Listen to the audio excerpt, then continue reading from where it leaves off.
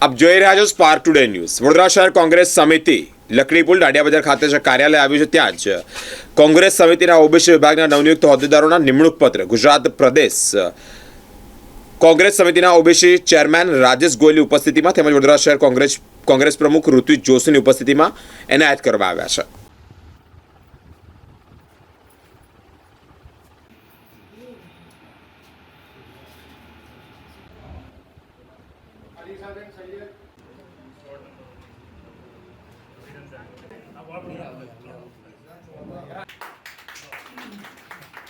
मिस्त्री वेदांत भाई महेश भाई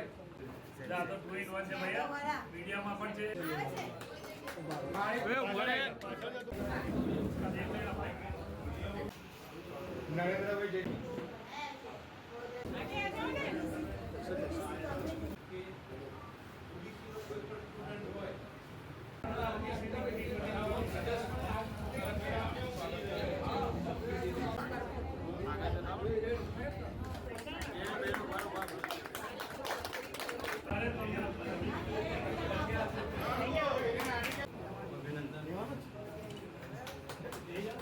राणा जितेंद्र भाई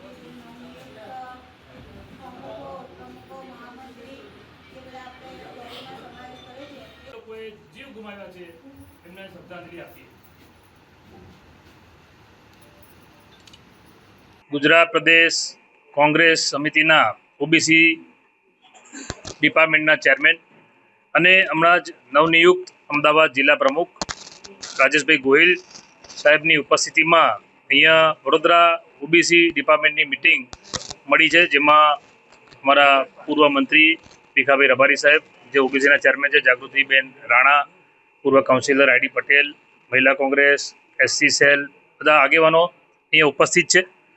જે ઓબીસીની જે આખી વોર્ડ વાઇઝ બોડી, વોર્ડ પ્રમુખ અને જે શહેરની બોડી, એના અપોઇન્ટમેન્ટ લેટર આપવા માટે એ ખાસ રાજેશભાઈ ઉપસ્થિત રહ્યા છે અને તમામ ઓબીસીના જેટલા પણ નવનિયુક્ત પદાધિકારીઓ છે એમને અભિનંદન આપીએ છીએ।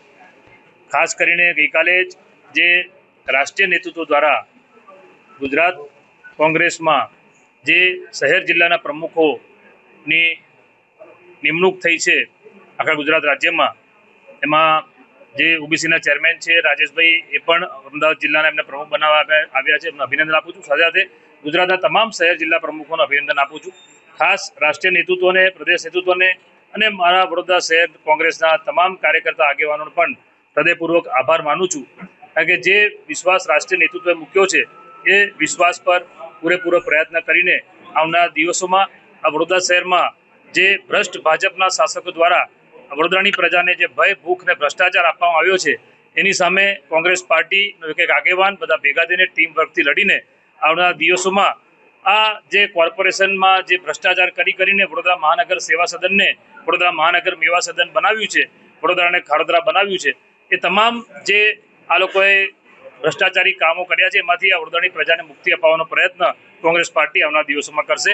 આજે તો ખાસ આ ઓબીસીની મિટિંગ હતી, એમાં ઉપસ્થિત રહ્યા હતા। આવનારા દિવસમાં વડોદરા શહેર કોંગ્રેસના સિનિયર આગેવાનો, વડોદરા શહેર કોંગ્રેસના વોર્ડ પ્રમુખો, કાઉન્સિલરો અને બધા કાર્યકર્તાઓ ભેગા થઈને ફરી એક વખત આખો કાર્યક્રમ કરીશું। એમની હાજરીમાં કોંગ્રેસ ઓફિસ પર એક મિટિંગ પણ રાખીશું। આજે વડોદરા શહેર કોંગ્રેસ સમિતિની કાર્યાલય ખાતે નવનિયુક્ત ઓબીસીના જે નિમણૂકો આપવા માટેનો કાર્યક્રમનું આયોજન કરવામાં આવ્યું છે। આ કાર્યક્રમમાં નવનિયુક્ત પ્રમુખ શ્રી